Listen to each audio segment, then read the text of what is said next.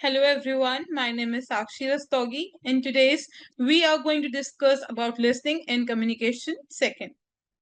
These are the contents which we are going through in today's lecture: meaning of listening, components of listening, types of listening, effective listening, the listening process, active listening, components of listening, and characteristics of an good and active listener. So, meaning of listening. Listening means paying attention to a sound. When listening, a person hears what others are saying and attempt to comprehend what they mean. Listening to a conversation requires complex affective, cognitive, behavioral process. It also engaged in the communication through words, through emotions, and how you interpret your message. These are the components of listening: hear, comprehend, retain, and recall. There are four types of components of listening which we have to keep in mind. Hear. Hear means that you listen something that what the speaker is saying. Comprehend means that you understand and summarize in your memory. Retain means that you save in your brain storage. And recall, it means that you recall the message which was saved in your brain memory, or we can say it is stored in your mind. Hearing is a part of listening. These are the types of listening which we have to learn right now. First is biased and selective listening. Biased and selective listening occurs when the listener only wants to hear what he or she wants to hear. For example, during a team meeting, Myra only listened to suggestions that align with her own ideas about a project and disregards alternative viewpoint from her colleagues. This is known as biased and selective listening. Sympathetic listening. Sympathetic listening shows the listener's caring attitude. This type of listener occurs between relatives and close friends. For example, Berlin listened to his co-worker who is stressed about an upcoming deadline and offer words of encouragement and support, showing that he cares about their well-being. Third is empathic and therapeutic listening. This is a similar to the sympathetic listening, but the listener experiences the speaker's feeling. For example, a manager a manager listens to an employee who is dealing with his personal issues, empathizing with their situation and offering support and understanding without any judgment. Critical listening. Critical listening is the judgmental in nature, understanding what is being said while also evaluating, judging, and forming on his or her opinion. For example, during a business presentation, X person listens critically to a proposal for a new marketing strategy, assessing its strength and weakness before making any decision. Informational listening. See, informational listening is paying attention to the type of information which is being conveyed by the speaker. Listening with the intention of learning, understanding, and how you grasping the information. For example, Jessica listens alternatively during a training session on new software to learn how to use the tool effectively for her or his job. Next is appreciative listening. See, this is something different listening.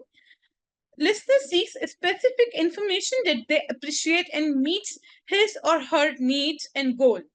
For example, during a company celebration, Emily listened to keynote speech by an inspiring leader, appreciating the insight and motivational message ahead.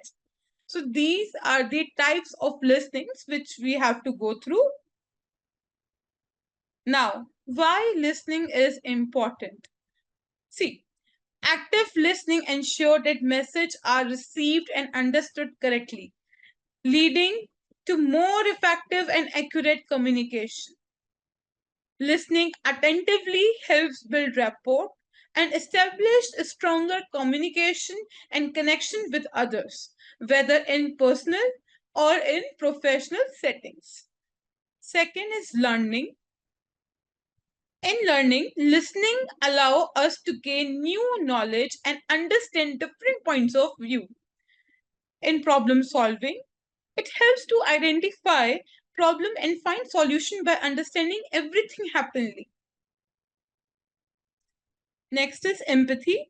Empathy allow us to value and understand others. Tips for better listening. Focus. See, focus means that you have to stay focused while the speaker is speaking. So, distractions should be avoided and you should pay full attention to the speaker. Next is body language. Use positive body language such as eye contact, nodding. You all know what is nodding. Nodding means you if your movement on your head to demonstrate that you are listening. Third is ask question. Yes, you are free to ask any question to the speaker. Clarify anything you don't understand to ensure you receive the entire message. Next is summarize. Yes, you can repeat what you heard in your own words to ensure understanding. Be patient. Yes, you have to be patient. Allow the speaker to complete their thoughts without any interruption. If speaker is have to complete their sentence, afterwards, if you have some problem, then you will ask him or her after they finished. So these are the basic tips which we have to learn and keep in your mind. Next, effective listening. In effective listening is the ability to receive and interpret messages in the communication process. Listening is the key to all the effective listening. According to Johnson, listening is the ability to understand and respond effectively to oral communication. You have to keep in your mind that you have to be attentive, focused, and concentrated while speaker is saying something. You can also clarify your request. You can also clarify anything if you have some questions regarding what the speaker is saying. And yes, you can also paraphrase your words, like what I said before, that you can also interpret your message in your own words. Yes, avoid noise. Don't humble it out. Don't puzzle it out. Yes, you can stay with. You can ask him afterwards, him or her, while they were speaking. You have to maintain your body language also. So these are all the come into effective listening. Listening process. There have 6 steps including in listening process. First is receiving. See, this is the first stage of the listening process. This is the basic stage where an individual hears a message being sent by a speaker. In attention, yes, you have to stay attention. You have to be stay focused while the speaker is speaking. Do not interrupt it, and between the speaker is conveying the message, there's a going to distraction and this lead to distraction and having not able to involve you between the conversation. So you have to keep in your mind that this attention is must. Third, understanding. We must analyze the meaning of the speaker. It is the stage at you learn what the speaker means, their thoughts, their emotions, the concept, what you are grasping it, the speaker, what the speakers want to say. The listener must understand and intend the meaning and the context assumed by the sender. Fourth is remembering. Remembering, see, it is very important in listening process because it means that an individual has not only received and interpreted a message, but also added to the mind storage. It is different from what was originally heard. Next is evaluating. Evaluating, it is a stage in which active listener participates. The active listener sought fact from the opinion and determines the presence or absence of bias in the message. You can also try to evaluate the speaker, which is underlined is his or her intention or what is her motives. Next is responding. See, in this stage, we planned our reply to the message. The stage requires that the receiver complete the process through verbal and non-verbal feedback because the speaker has no other way to determine if a message response is active. It means listening is effective. Next, active listening. See, what is active listening? Active listening is an important communication skill that requires full concentration, comprehension, response, and memory of what is being said. It requires an active effort to understand the message and its emotion rather than just hearing the words spoken. Active listening is a communication skill in which you seeks to understand the meaning and intent behind the words spoken by the other person. It requires active participation in the communication and the listening process. See, these are the some active listening techniques which we have to follow and which you have to keep in your mind. That these are the techniques which include in active listening. Being fully present in duration conversation. Yes, you have to be present while the speaker is speaking. You have to be proper in the conversation. Show interest by practicing good eye contact, observing and using nonverbal cues, using open-ended question to prompt and addition responses, paraphrasing and reflecting back on what was said, listening to understand instead of responding, taking judgment and advice. These are the techniques which we have to keep in mind. These are the components of active listening. Basically, there's a lot of components, but these both components which we have to keep in our mind, that is paying attention. Yes, active listening in the workplace involves two components. Attention. Paying attention entails many eye contact, nodding, maintaining good posture, mirroring the speaker's body language to demonstrate genuine interest in what they are saying. All of these cues indicate that you are paying attention to what the speaker is saying. Then, reflection and responding.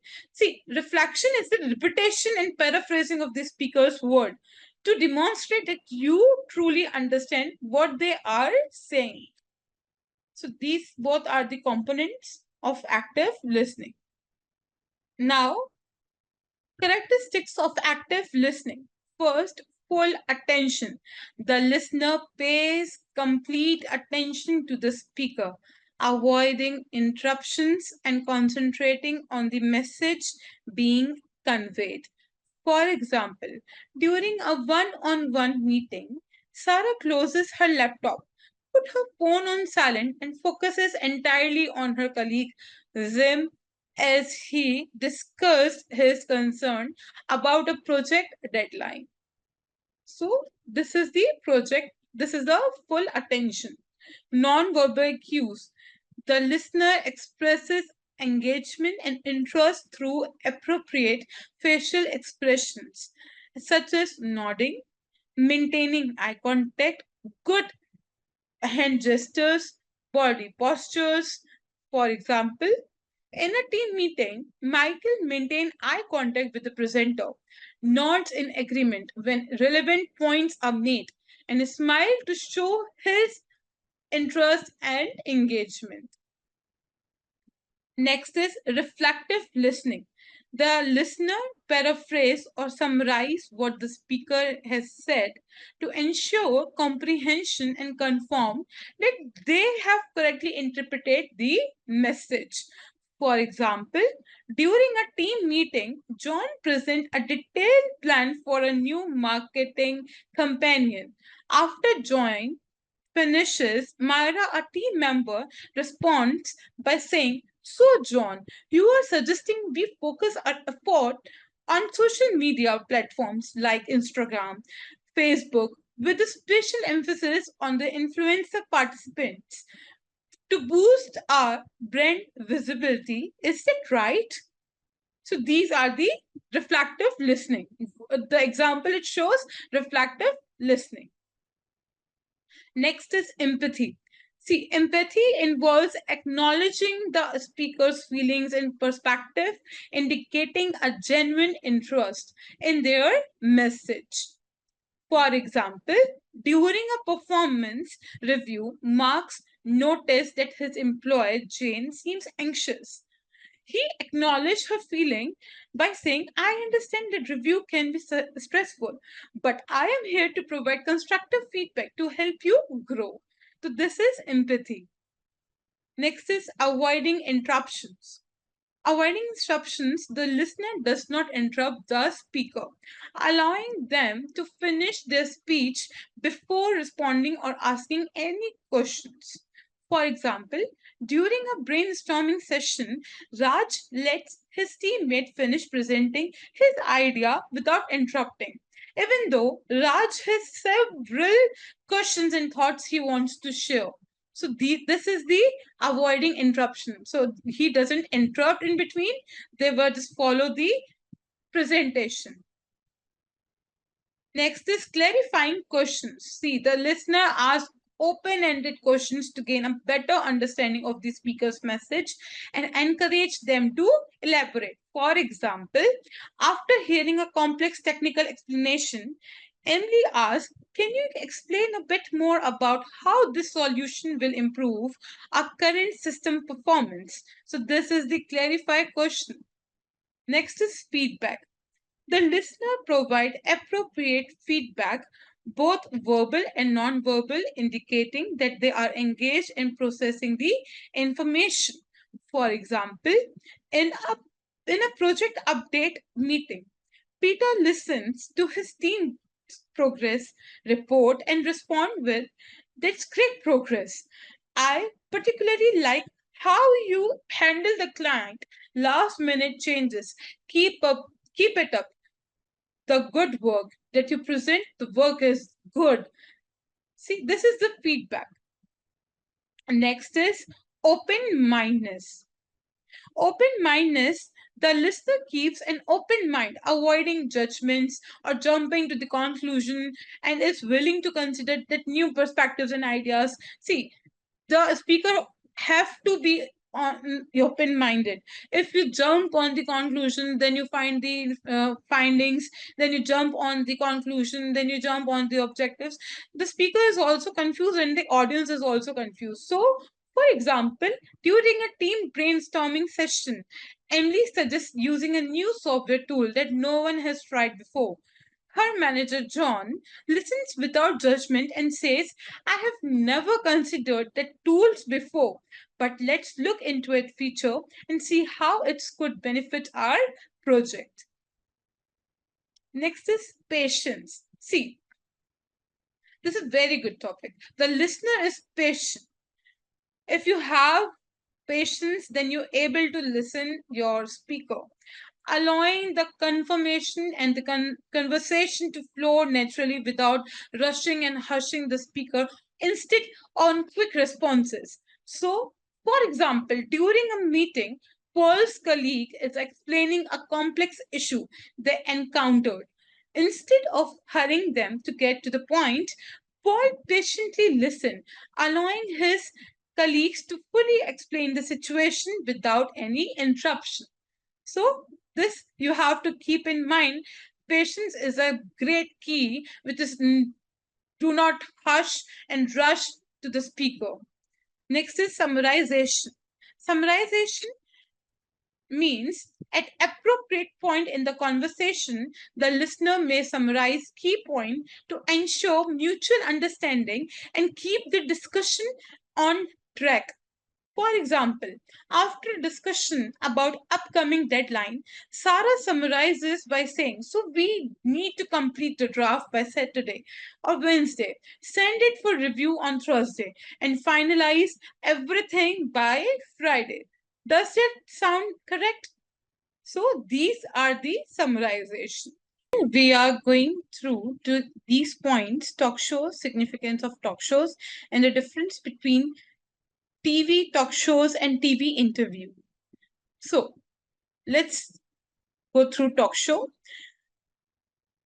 Firstly, I just want to discuss one thing. From the late 20th century to present, phone-in show on radio and the television permit limited discussion and occasionally debate on these topics. However, when the topic involves political or are used for political gain, the moderator will frequently steer the conversation in the favor of a particular viewpoint by cutting off non-conforming calls. In highly moderated forms, listeners typically participate in an opening interactive conversation led by the moderator, following which a panel of well-known social commenters or specialists on various topics respond to remark from the audience. Only most of practice or the extreme caller is immediately removed. A TV chat show is a show which one or more guests and the moderator that covers topic like weather, business, politicals, and the social issues as well as water management. The main draw is the attendees who are the knowledgeable or the experienced in this area.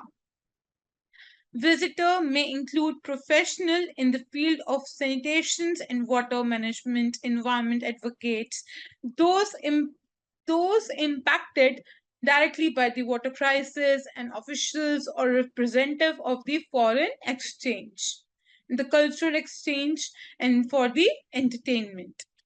Talk shows are a popular broadcasting format that covers a wide range of styles and topic from light entertainment to serious discussion. They typically feature a host or host conversing with guests about current events, personal stories, and the personal interest topic.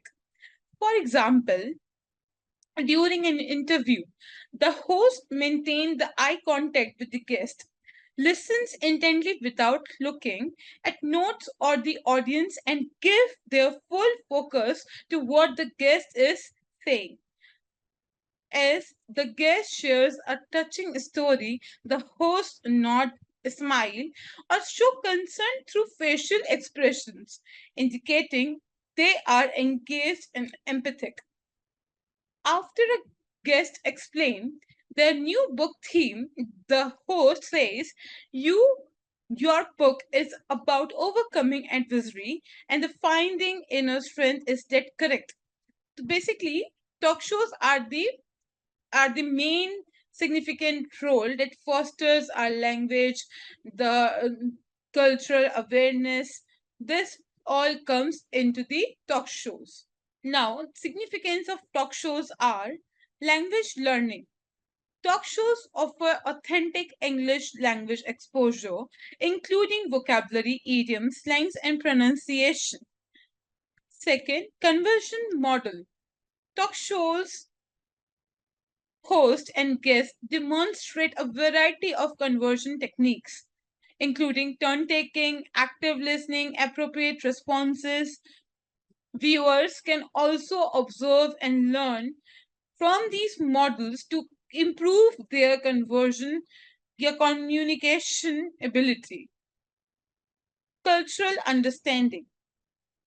See, talk shows provide insight into various culture, customs, and perspectives.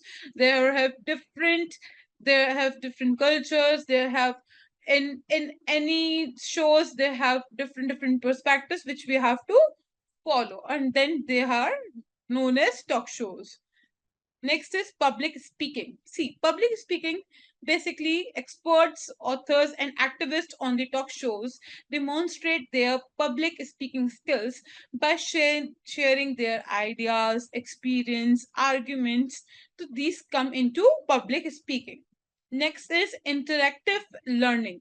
Interactive learning, some talk shows incorporate inactive elements like audience participation, quizzes, encourage engagement, and active learning in columns. So these are all in the interactive learning. Next is entertainment and engagement.